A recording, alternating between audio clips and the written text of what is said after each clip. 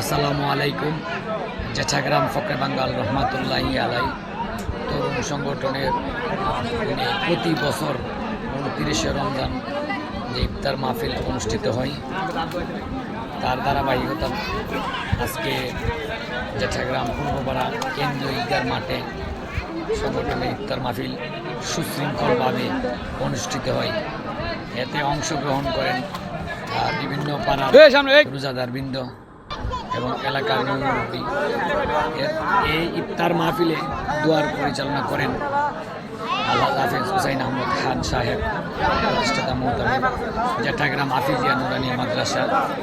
এই ইফতার মাহফিলে 500 জনের জন্য ইফতার আয়োজন করা হয় এবং সুশৃঙ্খলভাবে ইফতার সম্পন্ন হয়। সবাই ভালো থাকবেন এবং এই সংগঠনের জন্য দোয়া করবেন। আল্লাহ যেন এই সংগঠনকে দীর্ঘদিন কামিয়াবি দান করেন। আমিন।